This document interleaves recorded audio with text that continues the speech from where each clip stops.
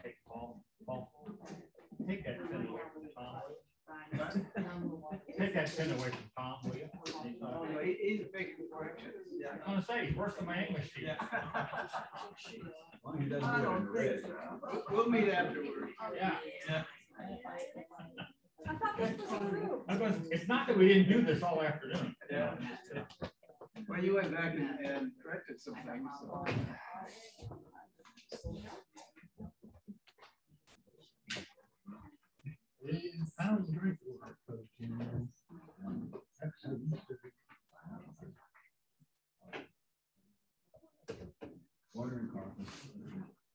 Okay, we got 1 minute. Thank you. You're live, by the way. Oh, we're live. Mm-hmm.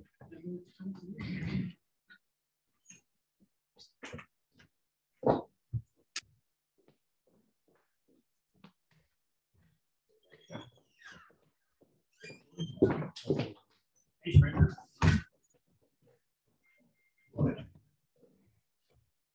Nice place to rest. Okay.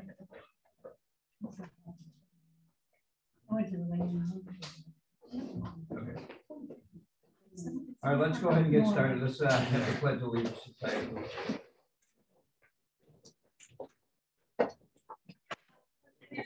To the flag of the United States of America and to the republic for which it stands, one nation, under God, indivisible, with liberty and justice for all.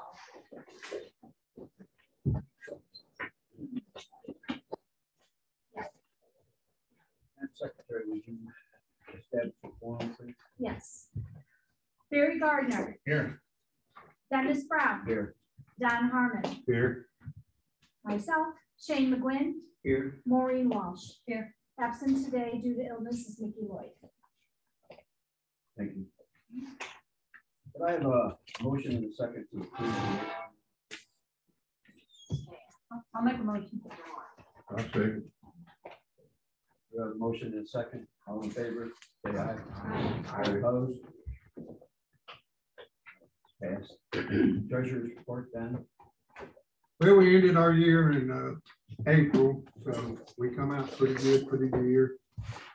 We was hoping for 2,321 assessments from lots, and so far we have 2,249 of them paid. Revenue was to the good for the year at $75,000. Payroll was under budget by $112,000 for the year. Operating expenses were $68,000 over budget, but the net income overall for the year ended up being $73,000 to the good. That's about all I have right now. Let's take some questions. Thank you. President's report. Okay, I'm going to read the president's report that was written by Mickey Lloyd.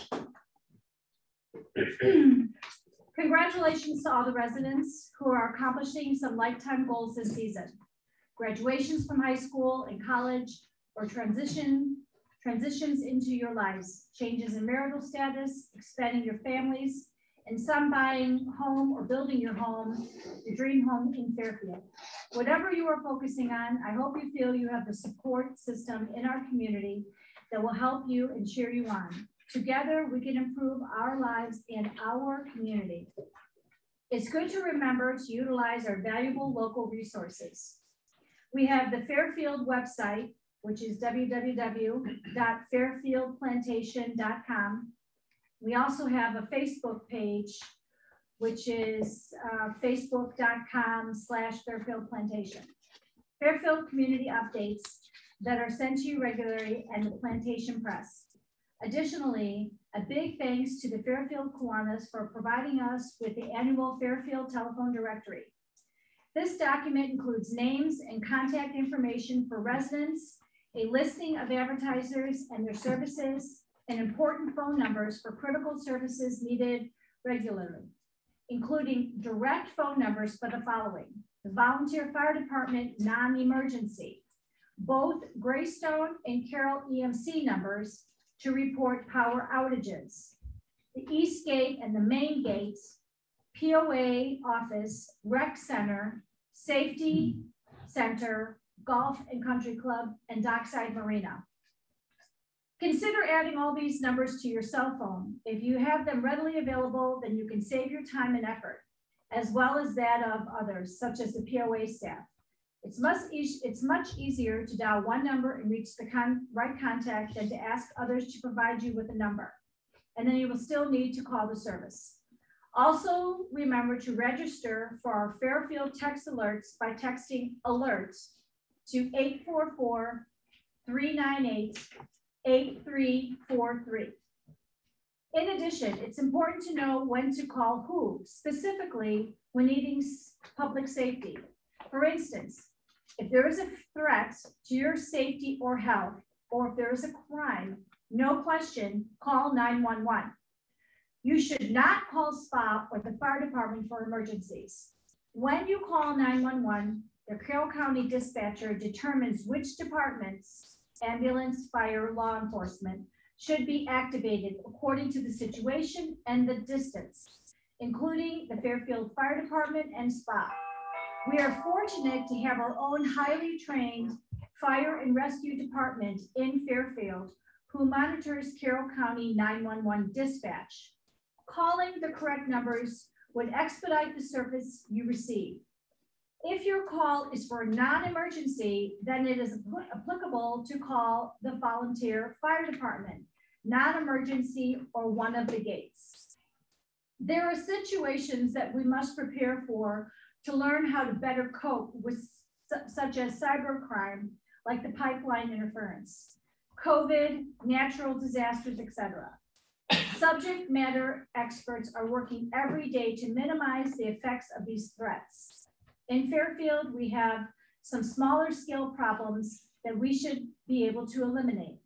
Problems that are minor in comparison, but important to our quality of life. We must take care of these issues too. I am challenging you to help with our little litter problem that seems to be rapidly growing. Just in case you are unaware, every Monday and Friday, our maintenance crew picks up at least one, sometimes two, pickup truck loads of trash in their neighborhood. This includes everything from fast food wrappers to bags of household garbage to discarded lumber and children's toys. Again, this is Fairfield where we live. Just this past week, I received a call from a resident sharing that he was walking on Lakeview Parkway when a driver threw a beer bottle out the window. The resident had captured this on his phone as it occurred. He also took pictures of identifying information on the vehicle. This is a non-emergency call for one of the gates for SPA. We appreciate the quick thinking of the resident, and the driver will be held responsible. We should all take the extra effort and pride in the beauty of our community. When there are issues within Fairfield, please report them properly. Help us to help you quicker and better. Stay safe and healthy, neighbors. Nikki Lloyd, POA Board President. Thank you. Operations report, Ms. Kennedy. Just a reminder that the last day to pay assessments for the 2021-2022 fiscal year without penalty is May 31st. All rental slips, dry and wet, watercraft and golf decals must be renewed no later than May 31st. If you choose not to renew your rental slip, please make sure that nothing is left in the slip following the deadline. And please plan accordingly, as the POA office will be closed on the 31st in observance of Memorial Day. And please, when you do purchase your boat decals and your golf cart decals, that you actually put them on the boat or the golf cart. Because a lot of times we have instances where people will actually buy them, but they won't put them on the craft. So, summer is quickly approaching, and we're currently getting ready to open for the full operating season. As we are slowly getting back to normal, guests will be allowed back this year. Each resident is allowed to have 4 guests for free, and additional guests up to 10 will be $2 per guest. This applies for every day except for holiday weekends, and there will be no free guests on holiday weekends, and wristbands must be purchased at $5 per day. All residents are responsible for their guests, and they must stay with them while at the amenities. All residents must present a valid proxy card and an ID at each amenity, and your name must be visible on the proxy card. If you need a new label, please contact the POA office. We're still under several regulations from the Georgia Department of Health that we must abide by, and social distancing will still need to be practiced at all of the amenities. Summer is always Fairfield's busiest season. With school dismissing soon, please use caution while driving through the community. We typically see an increase in children playing outside and riding their bikes, but unfortunately, with the increased traffic through our community, we also typically see an increase in speeding. It's not a good combination, so please be mindful when you're driving through the community. Another increase we typically see in the summer months is vandalism. Most of the time, it's vandalism done by children and teens, and I urge parents to talk with your children regarding damage to others' property. It never fails that every summer we have some sort of vandalism to POA property and residence property as well. We've had everything from defacing the country club pool bathroom and golf course damage to flags getting ripped down from the power poles. In almost every case, the culprit was caught and the parent was held responsible. We understand that kids will be kids. However, parents and homeowners will be held fully responsible for any damage to POA property committed by the children, teens, or their guests, so that it does not come out of the other residents' pockets. Parents, please be fully aware of what your children are doing to avoid a hefty citation and repair bill this summer. Thank you. There's no old business, new business. The board has upped a few of the fines for certain things.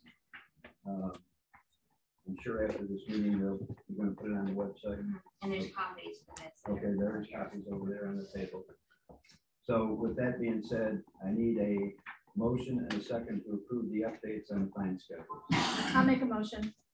I'll second. I have a motion and a second. All in favor, say aye. Aye. All opposed?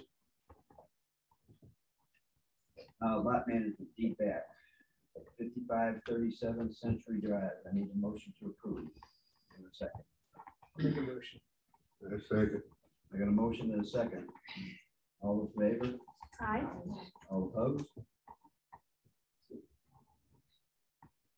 We have any committee reports? I know it's not. Yeah, I got one from the document management. Okay. Seems like I've been talking about the declaration of restrictions for the past 3 months. Actually, I've been talking about it since 2016, so quite some time. But the consolidated and amended declaration of restrictions, that's the new title, is finally ready to go back out. It's going to be going out in June. Each property owner will be getting a letter signed by the board of directors, which gives you the process for reviewing and hopefully approving the DOR and getting your ballot back to the law firm that's going to be doing the audit. In addition to that, you'll be getting a page and a little bit, which is a summary of amendments to the declaration. This is kind of like the clip notes up front. It shows you the major changes to the declaration. You'll also be getting a complete copy of the declaration. So you get all 3 of those documents, and most importantly, you'll be getting a ballot and a self-addressed envelope for you to fill out your ballot and send it back. We're hoping to get these things back by our annual meeting. Last time around, after 2 attempts, we finally got a quorum, which meant we had a sufficient number of votes to make it a legal vote, which was great. We never had that before in Fairfield. Unfortunately, we missed approval by this much, 62 votes. So we're going to try again. And we hope this go around that we get the quorum, of course, and we get the positive vote of the property owners, because this declaration, which is 50+ years old, doesn't fit for how business is done today. So with that, I would like to just get a show of hands from the board that the board supports this action, and the board members will be signing this letter. So at this time, I'd like just with a show of hands that the board is behind our attempts to revise the declaration of restrictions. Just please raise your right hand. There, good to go. That gets it on film. Okay, all righty. That's all I've got. It'll be coming your way in June. Please take the opportunity to read it. If you've got a question, questions can be addressed by myself, the members of the document management committee, which are sitting right there in the corner, or our attorney at the end. Thank you. Anybody else have any committee reports? Nothing. All right. Can I have a motion and a second to adjourn? I'll second. We have a motion and a second. All in favor, say aye. Hi. All opposed? We're adjourned. Okay, we have open meeting. Yeah. We don't have any. Okay. Question. I got a question. Tiffany, you read a lengthy. I did not report, write it. And it was very interesting, but you said all this information is on a website? I said, well, we have two Fairfield websites that people can go to for any news that's pertinent to Fairfield, as opposed to Facebook, social media, where you might get misinformation. So we want to make sure that people can go to the correct place to get the correct information. And a lot of our information can be found here at this page, as opposed to, calling the POA, maybe you need an answer right away or something. So what's the website? I mean, It's just fairfieldplantation.com. if you put it, but you'll put it on there? Mhm. Yeah. Okay. Yeah, it's fairfieldplantation.com. .com. Mhm. And just for other information, this complete letter will be in the Plantation Press. Mhm. Okay, So they're in every month, so this will be in the Plantation Press. that'd be good. And the Fairfield directory, I think people need to sign up for that, correct? You don't need to sign up for it, but the Kiwanis Club is an attempt to get this darn thing accurate. I mean, there are a lot of people that have moved into Fairfield and for one reason or another have adopted not to provide their phone number. You can provide a cell number, but it's not worth a darn if we don't have the phone numbers, at least, of the residents here in Fairfield. So the club sends out in the Plantation Press, there's a little form for you to fill out, but we will be doing a concerted effort to get correct names, addresses, and phone numbers for the people in Fairfield, so we can get it into the directory. So the directory is something more than a paperweight. So yeah, it's a useful tool, but it's not useful if we don't keep it updated. Anything else? No other questions? I have a quick question. Go ahead. Just out of curiosity, so I know we've been hit by storms. There's a lot of trees that are still down in certain places.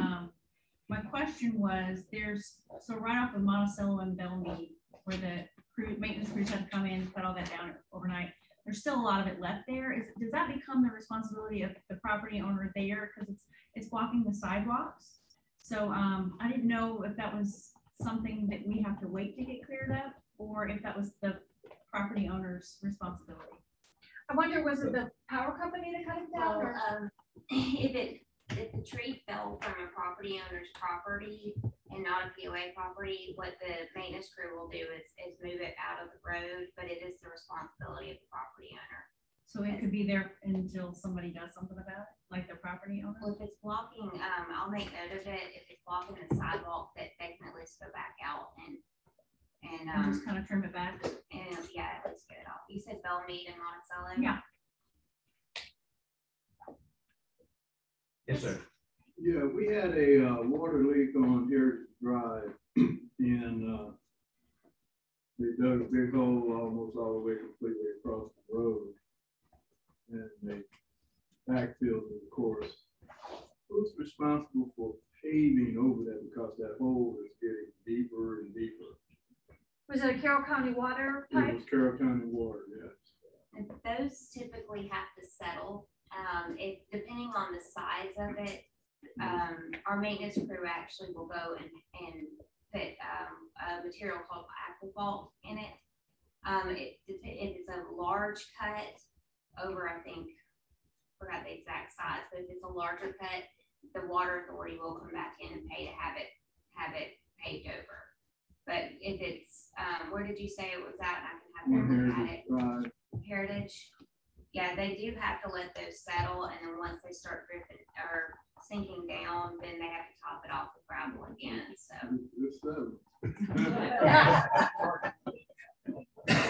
I'll get our crew look at it. Any other questions before we adjourn? Thanks for everybody coming, our first Our live In meeting. person. And great attendance. Yeah, it's nice to see some new faces and some old faces. And real old. It's nice to see people. Exactly. Thank you for coming.